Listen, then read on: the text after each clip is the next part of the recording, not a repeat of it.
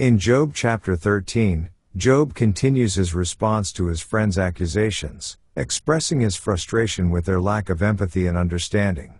He asserts his innocence and integrity before God, challenging his friends to truly listen to his words and consider the depth of his suffering. Job insists that he has not sinned against God and accuses his friends of being false witnesses who offer empty platitudes instead of genuine comfort. Despite his anguish, Job maintains his faith in God's justice and righteousness, trusting that he will ultimately vindicate him. He declares his intention to plead his case directly before God, confident that God will hear him and grant him justice. Job refuses to accept his friend's simplistic explanations for his suffering and instead demands answers from God himself. Job acknowledges the gravity of his situation and the magnitude of his suffering, recognizing that his life hangs in the balance. He expresses a willingness to risk his life by confronting God directly, knowing that the consequences of silence are too great to bear. Job longs for an opportunity to present his case before God and plead his innocence, confident that God will ultimately deliver him from his troubles. Despite the uncertainty and turmoil that surround him, Job clings to his faith in God's justice and righteousness. He refuses to accept his friends' accusations or to be silenced by their well-meaning but misguided counsel. Instead, Job boldly asserts his innocence and declares his intention to seek justice and vindication from God himself, trusting that he will hear his plea and grant him deliverance from his suffering. Let's now read Job chapter 13.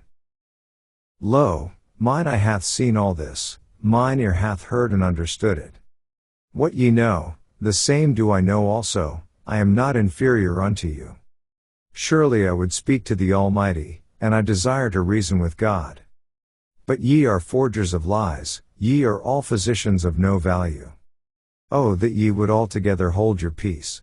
And it should be your wisdom. Hear now my reasoning, and hearken to the pleadings of my lips. Will ye speak wickedly for God? And talk deceitfully for him? Will ye accept his person? Will ye contend for God? Is it good that he should search you out? Or as one man mocketh another, do ye so mock him? He will surely reprove you, if ye do secretly accept persons. Shall not his excellency make you afraid? And his dread fall upon you? Your remembrances are like unto ashes, your bodies to bodies of clay. Hold your peace, let me alone, that I may speak, and let come on me what will. Wherefore do I take my flesh in my teeth, and put my life in mine hand? Though he slay me, yet will I trust in him, but I will maintain mine own ways before him. He also shall be my salvation, for an hypocrite shall not come before him. Hear diligently my speech, and my declaration with your ears. Behold now, I have ordered my cause, I know that I shall be justified. Who is he that will plead with me? For now, if I hold my tongue, I shall give up the ghost. Only do not two things unto me, then will I not hide myself from thee. Withdraw thine hand far from me, and let not thy dread make me afraid. Then call thou, and I will answer, or let me speak, and answer thou me. How many are mine iniquities and sins?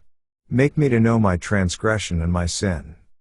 Wherefore hiddest thou thy face, and holdest me for thine enemy? Wilt thou break a leaf driven to and fro? And wilt thou pursue the dry stubble? For thou writest bitter things against me, and makest me to possess the iniquities of my youth. Thou puttest my feet also in the stocks, and lookest narrowly unto all my paths, thou settest a print upon the heels of my feet. And he, as a rotten thing, consumeth, as a garment that is moth-eaten. This ends our reading of Job chapter 13.